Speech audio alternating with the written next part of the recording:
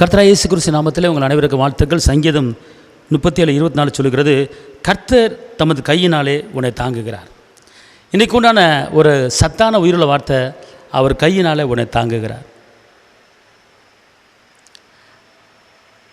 நீ கீழே விழாதபடி உன்னை தாங்குகிறார். நீ அழியாதபடி உன்னை தாங்குகிறார். உன்னை ஒடுக்க முடியாதபடி தாங்குகிறார். கர்த்தர் கரம் உன் மேலே, கர்த்தர் கரம் என் மேலங்க, கடுகளவும் பயமில்லைங்க. கர்த்தர் கரம் என் மேலங்க, கடுகளவும் பயமில்லைங்க.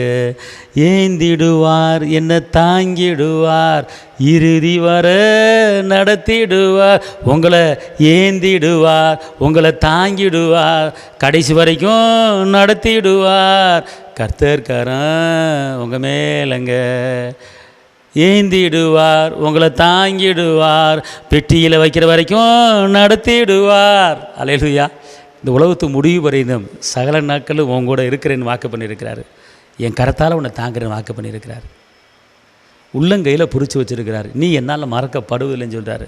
ஏன் கலங்குறீங்க? உங்களை நடத்துகிறவர் ஒருவர் இருக்கிறார், யெகோவா ஈரே. அவர் எல்லாம் பார்த்து கொள்வார்.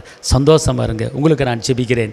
தகப்பனே இயேசுவே, நன்றியோடு துதிக்கிறேன், ஸ்தோத்திரிக்கிறேன். இந்த வார்த்தையை கேட்குற ஒவ்வொரு தேவ பிள்ளை மேலே உங்களோட மையமையும் உங்களுடைய கிருபையும் கூட இருக்கட்டும். உங்கள் கரம் பிள்ளைகளை தாங்கட்டும் ஐயா.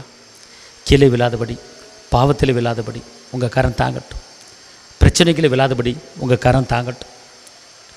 உங்களுடைய பாதம் கல்லையில் இடாதபடிக்கு உங்களுடைய கரம் தாங்கட்டும் ஐயா. பிள்ளைகளை பாதுகாத்து கொள்ளுங்கள், கரம் பிடிச்சு கொள்ளுங்கள், தேவைகளை சந்திங்க. இயேசுவின் நாமத்தில் பிதாவே, ஆமென். கர்த்தர் உங்களை ஆசீர்வதிப்பார். அல்லேலூயா.